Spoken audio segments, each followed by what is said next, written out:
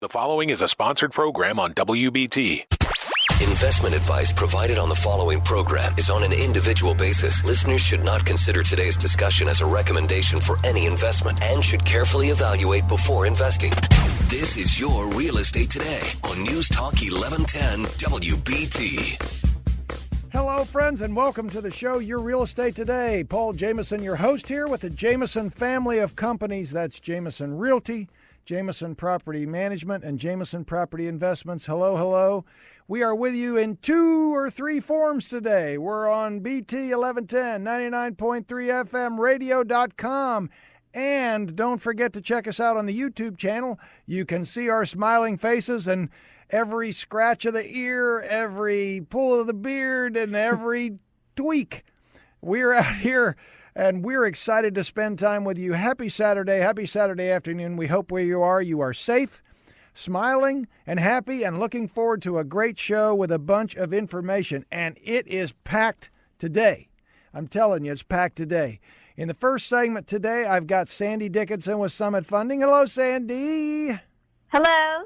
Good to have you with me. I'm going to have Sandy do our mortgage update in a minute, and you will not hear him until segment 2, but unless you're watching it on Zoom or on our YouTube channel, Josh Lipack with the Costner Law Firm is here, and we're going to talk a lot about investment property today and a lot about what goes on with investment property. Looking forward to that with you, Josh. All right, so he's smiling because no one can hear him. So he's waving. So he says yes. Okay. So excited. Technology and it's fun stuff that goes along with it. All right. So, I love, and I'm going to spend some time today talking about our local stats. And I want to give Sandy time to give a quick rate update and some good news happening in our market. But I always start with what I learned this week. Let me just tell you, words matter. Words matter. So, knowing that we most of the time believe that, pick up the phone.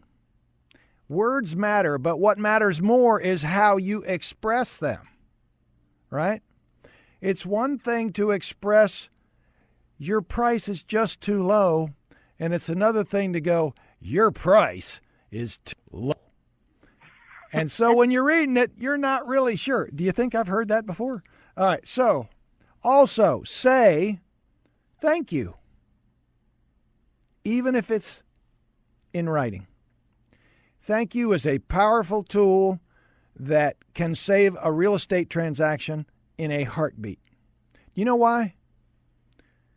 Why? Everybody's working hard. Everybody's working hard. Thank you, Sandy, for answering that question for me. I was waiting for somebody out there in oblivion to go, why? And you did. Thank you.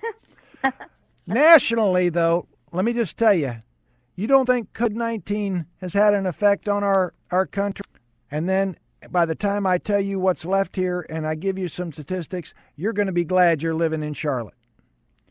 Nationally, listings are down 44% from last April. You heard me. 44% listings down since last April. Our market is down, and we're going to share those stats later. About 25.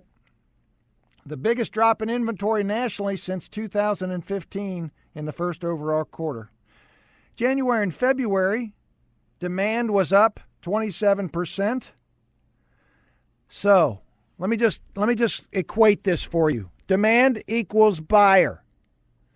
Listings equal houses for sale. So, the buyers really didn't go. The listings, they left the building. Listings right now are at a premium. And when I share the Charlotte local stats with you later on in the show, you're not going to believe it. So, if you're thinking about selling, you are the Mac Daddy right now. You're not going to get these giant prices, but you're going to sell. So, Sandy, for those buyers out there, what can you do for them? Well, we can do a lot for them. We have constant communication, so we do pick up the phone. So you never feel like you're in a black hole out there and you don't know what's going on. You were listening to me. I was, yeah. Oh, my gosh. Half of what we do is we listen. So we'll close on time. That's super important, especially for the sellers, because they have to move on and do what they need to do. Rate-wise, we're going to be right in there. So rates right now, you wanted a rate update. Looks like low threes right now, mid to low threes, depending on, your credit score, depending on your loan program, your scenario. It's looking good. It's a tiny bit higher than it was last week, and the reason for that is because supply is very, very high on the 10-year bond. So where they're talking about more stimulus on Friday, and if that happens and they buy more bonds up, then the rates will drop back down. But there's just a ton of supply right now. So two out of the three transactions right now are refis.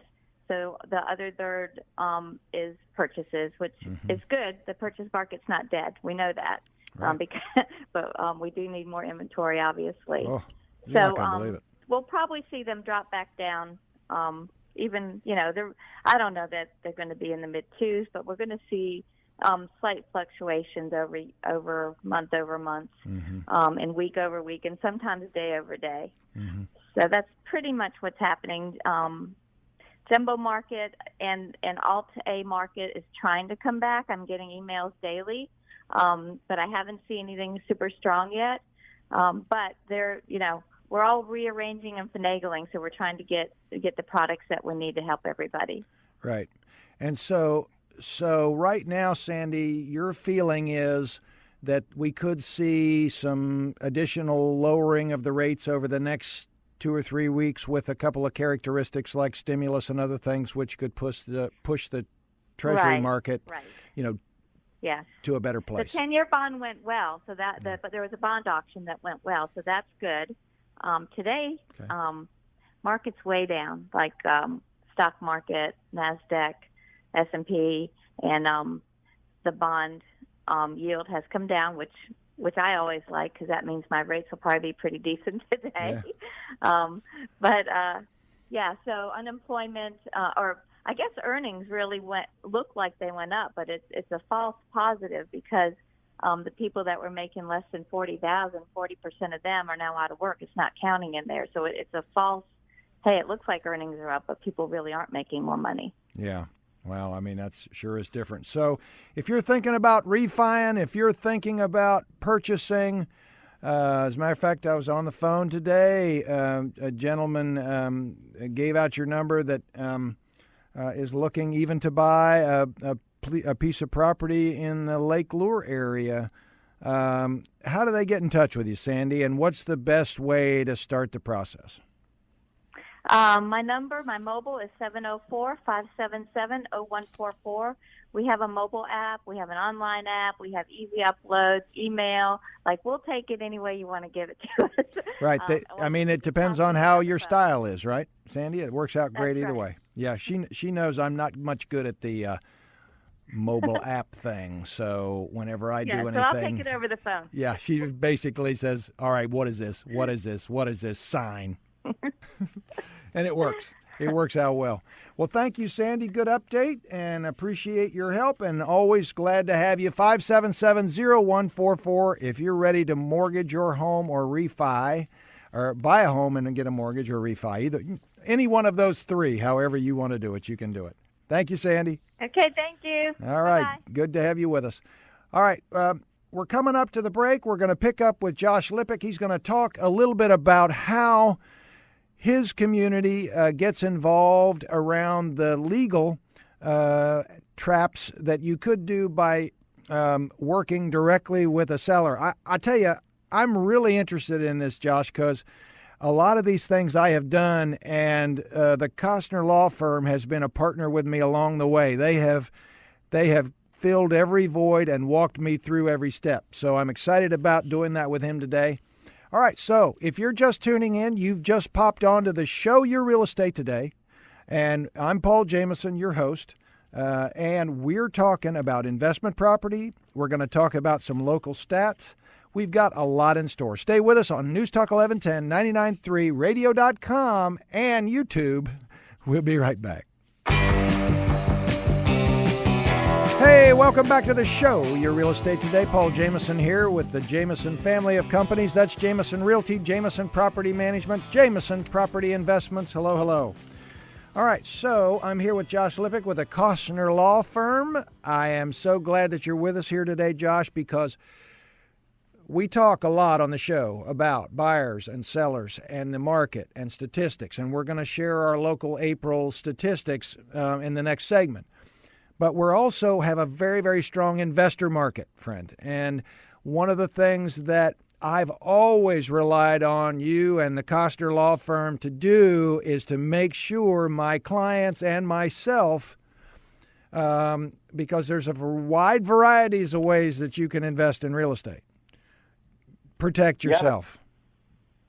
Protect yourself. You're getting a lot of inquiries, you said.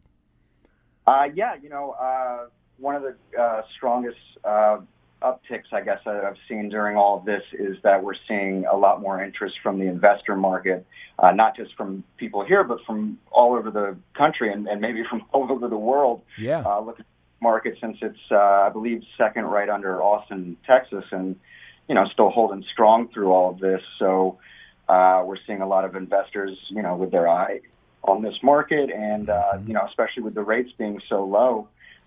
There's a lot of people flocking here, and there's a lot of different ways that they're looking at setting up their business when they do move into this market, other than, just a typical straightforward going with a institutional lender purchase, with no complications. But obviously there's risks even in standard situations, but, with structuring it differently, you can run into different risks that you may not have otherwise considered. Exactly. Yeah. I mean, there's lots of things, the risk due on sale clauses and, forbearances and title insurance issues that could come up and, mortgages getting paid off. And I mean, on and on and on, right?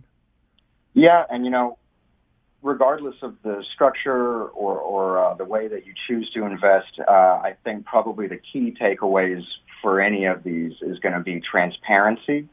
The more forthcoming you are with everything that's going on and how it's being done, probably the better you are protected. It's better for everyone else involved. And then also title insurance is going to be a big deal. Some of these are going to have trickier situations as far as being able to obtain that. And before I even move into any of those, I wanted to point out that even if you're a cash buyer, title insurance is optional. But really, you're always going to want to have that policy put in place. It's a one-time payment that covers you for as long as you own the property. And I'm dealing with a situation right now where a cash buyer chose not to get a title policy, and it turns out when they did the closing 3 years ago, not all of the heirs from the estate signed the deed that needed to have, and one of them has since died, and trying to locate their heirs and their estates, which haven't been probated, and some of them being minors. I mean, it can be a real mess, and that small, prospectively small cost can go a long way in protecting people when they're making those investments. Yeah, Josh, it happened, as a matter of fact, prior to the time when I started working with Costner. We did a closing for one of my investors, and a $65,000 line of credit was missed in the title search. And my client, they called it, on the property. And we had title insurance. And I remember at the time, because he paid cash, he asked me, do I really need to do this? And I'm like, yeah, you do. So that was one of the 65,000 I told you so's that saved him from having to deal with that, because it was missed. And it was human error. It was missed. And, there it is. Yeah, and that can happen too. And like with the case I just gave, sometimes it's not even a matter of human error on the investor's part or even the closing attorney's part, but sometimes things just aren't, you could have a mechanics lien pop up. I mean, there's all sorts of things that could happen, even if everyone does their best due diligence. That's exactly right. You're trying to go back in a time in history and capture a lot of details. And doing it after the fact is always going to be much harder. Right. That's very true. That's very true. Well, one of the things that I was really excited about you sharing about today, so when I saw this, I got really interested and excited because it is a part of the world that we're seeing more and more of today. Wholesale contracts, assignment contracts, and option contracts. Could you share with our clients a little bit about each one of those and your thoughts on them and why it's so critical to have somebody on your side involved in those? Yeah. So theoretically, in these situations, there isn't anything wrong with investing in this way, but there are a few risks that aren't maybe going to be present in more traditional style closings. Because what you're doing here is it's a quick flip, almost like where you've identified a property for someone and you're getting a finder's fee. By doing a quick double close, you're buying it for a little less and then selling it almost immediately, if not immediately, to someone else through that assignment or through that option. And really, the biggest thing that people should consider here is that everyone involved should know what's going on. The original owner is going to know not just what the purchase price for their sale is, but the subsequent purchase price to the assignee or the person with the option. So people just need to be aware that they're not going to be able to conceal those facts, or that if they tried to, it might get them in some hot water. Yeah. We're seeing a lot of wholesalers out there that are securing listings and then looking to just quickly flip over their contracts. And I think you said it, and I think it's going to be the theme of it's the theme of a lot of things in life, right? Transparency. Mm-hmm. And making sure you can call transparency disclosure. You can call it whatever you want to call it, right? Making sure that person that's selling really understands what you're doing before they sign that contract. Yeah, and it sounds, like it's to the benefit of the original seller, and it is to some extent so that they can be aware of what's going on. But really, it's really to protect you, to know that everyone's aware of what's going on and that there aren't going to be any kind of conflicts that pop up afterwards if they find out that it didn't really go down the way that they expected it to. And then another risk to consider with these is that if you're investing in this way, you don't want to be engaging in activities that would be considered that of a broker if you're not licensed. And just because of some of the additional risks here, you're really going to be better off working with an agent who can walk you through this and help you with the liability aspects of it as well. Yeah. I think it's important that real estate agents, attorneys, and others, I always use the expression, know your lane. I know where my lane stops and yours begins, right? Mm-hmm. And, I may say, hey, I've been across this situation. Call Josh. Call Costner. Yes, I had a good night's sleep last night, but I do not have a J degree. I am a realtor. And there are things that I know and understand and know where my lane is. You have to know your lane. Sometimes, I think, for some people, because even though we all have our own lanes and our own backgrounds as far as what we've been educated in, you work in real estate long enough, you kind of become familiar with how to drive in those other lanes. Right. It doesn't mean you should merge over, though, right. Particularly if you're talking about, like adding additional language to a contract, then you might be practicing or the unauthorized practice of law. And, that's something that we would do, but then likewise, we shouldn't be negotiating terms prior to signing the contract either. You bring up a good point, and at the next time we get on, I think in the next couple segments, I want to make sure we talk about also adding to this making sure you don't write language into your contracts and what that means, Josh. So let's pick that up when we get back together. The show Your Real Estate Today, Paul Jamison here with Jamison Realty and Jamison Family of Companies. Also, Josh Lipack with the Costner Law Firm here on News Talk 1110, 99.3, WBT, and radio.com. Stay with us.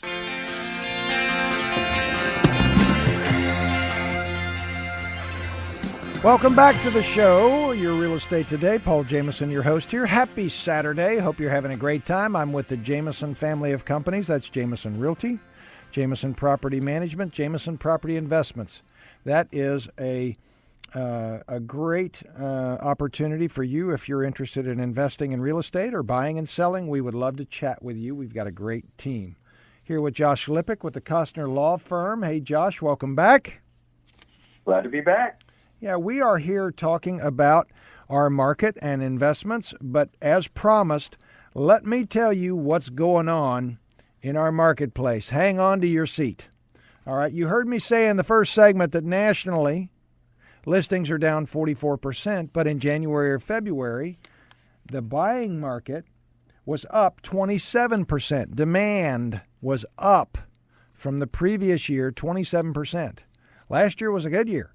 Think about adding another quarter to that. And then, COVID-19. But if the nation is down 44%, we're living in a pretty good place because right now new listings are only down 26.6%.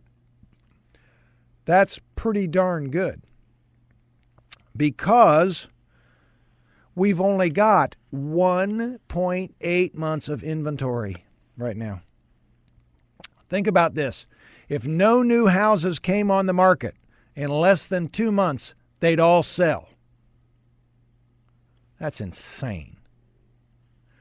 If you're thinking about selling, I mean, again, you're only going to get a certain value.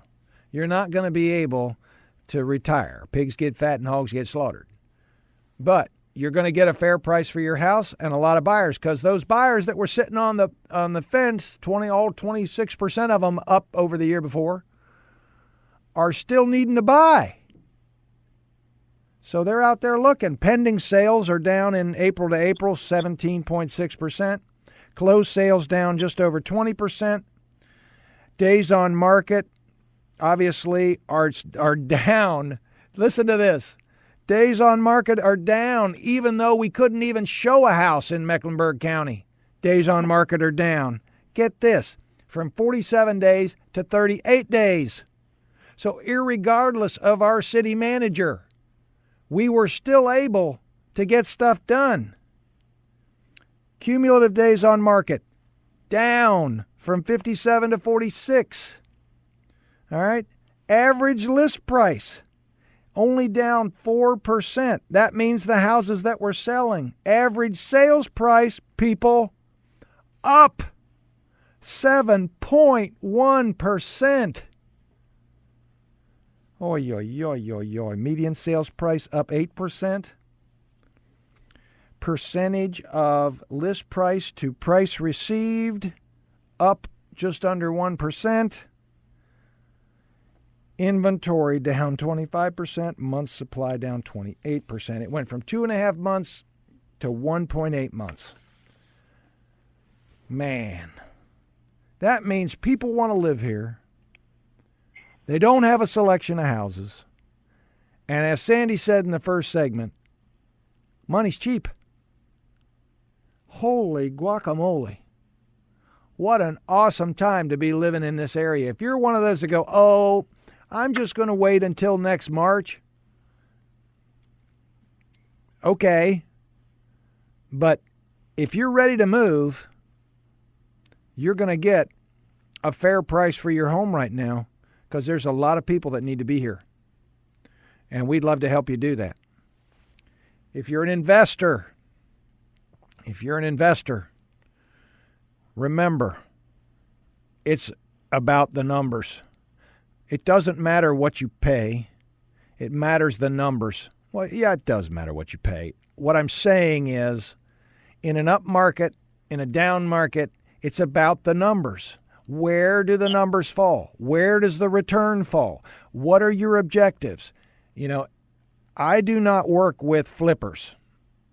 That is not my sweet spot. That is not the philosophy. I know my lane. You guys heard me earlier. I know my lane. I work with people that want to hear and want me to share my knowledge and experience with those that believe that in real estate is a part of building wealth, whether you're a buyer, a seller, or an investor. It is a wealth building mechanism. And it has the option of triple dip. I shared this with a guy today. You go to your mailbox, there's money in it. You have something that you can depreciate. It will never be worth nothing on your taxes, and it appreciates. And I call it the quad. The last is you got control over it. It is something you can touch, feel, and do something with.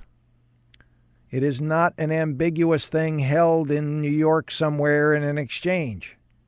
It is something you can touch, feel, and manipulate.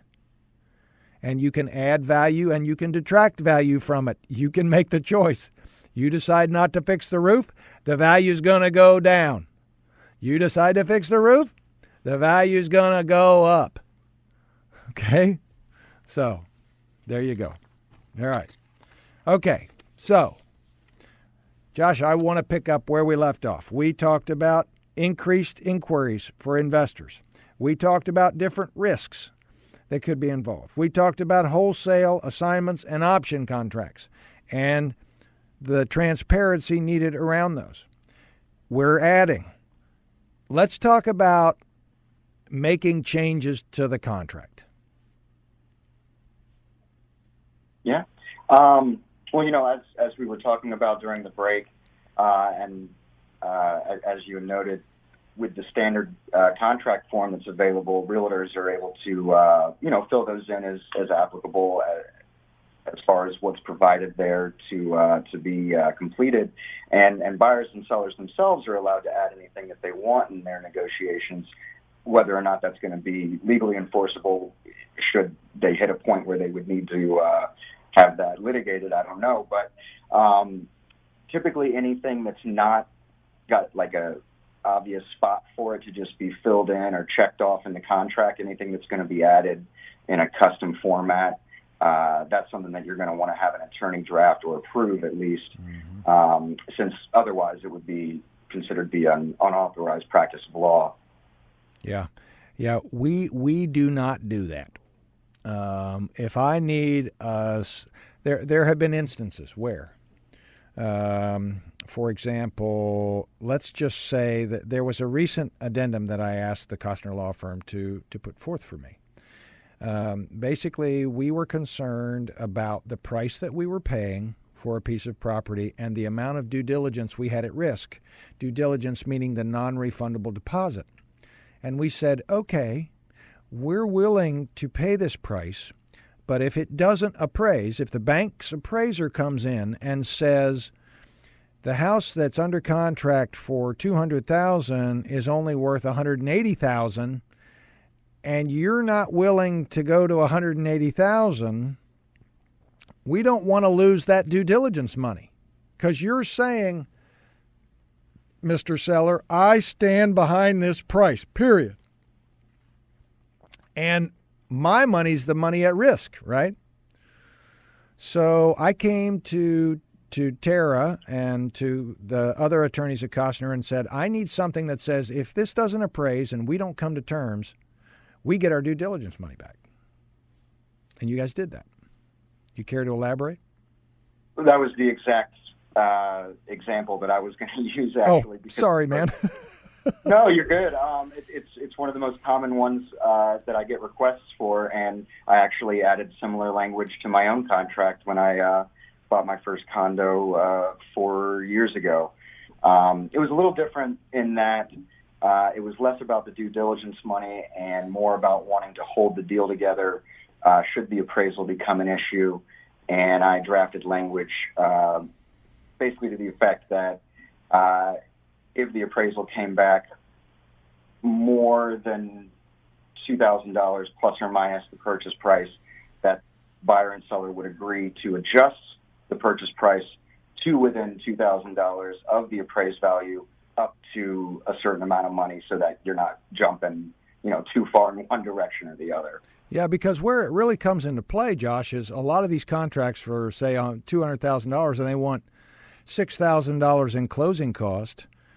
That's a big spread between your purchase price and using those closing costs. So if it appraises for $195, that's really in essence what the seller's getting, $194.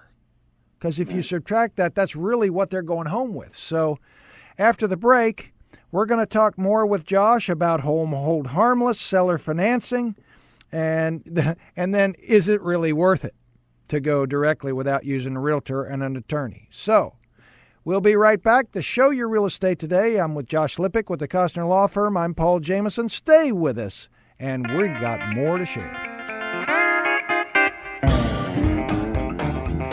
Welcome back to the country western version of the Show Your Real Estate Today. That's compliments of my producer, TJ.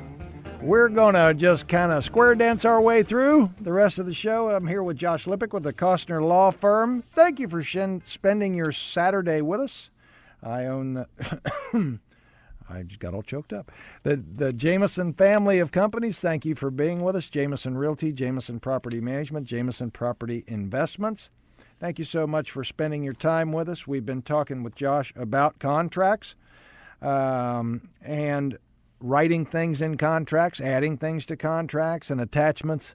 And as much as we would love to have gone through law school, we haven't, and so we shouldn't.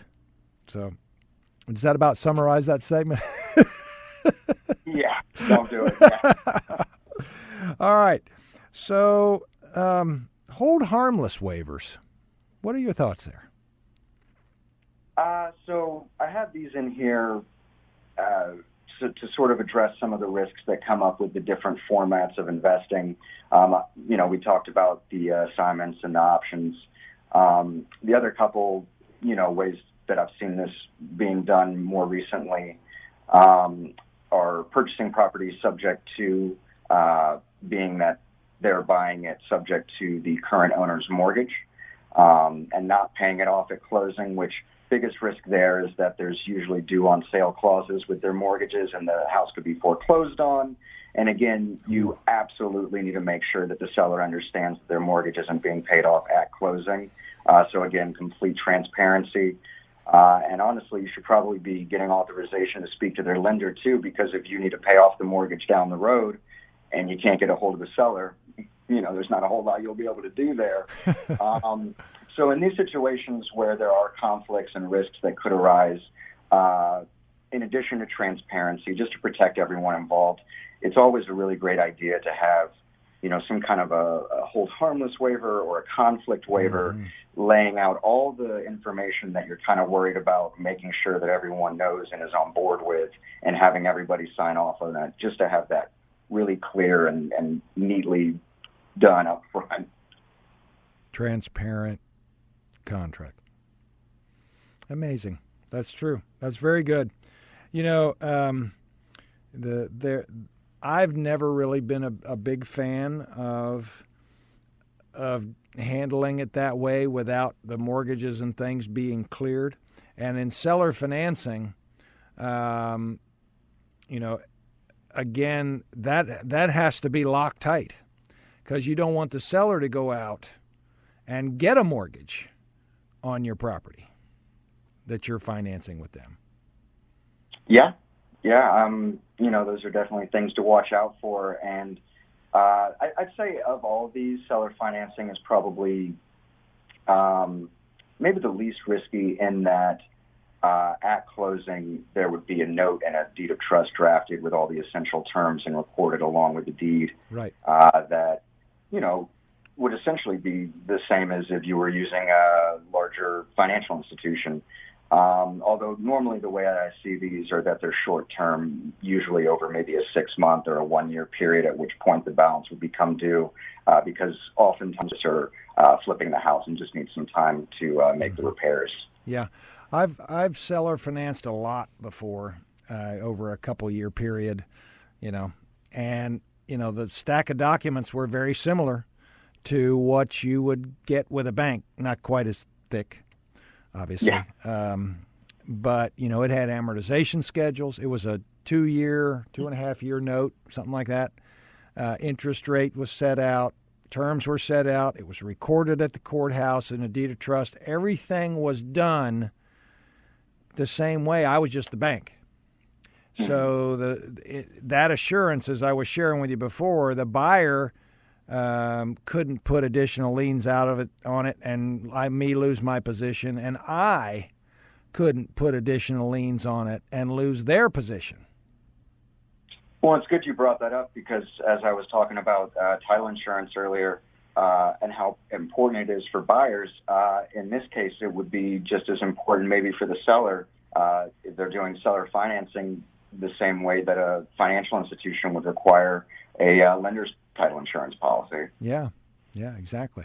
So let's just say, for example, that things go south and the property goes into the foreclosure process. Mm. And the next thing you know, you're purchasing a property that has been foreclosed on or in the foreclosure process at the courthouse. Mm-hmm. Give a kind of a synopsis of what that looks like.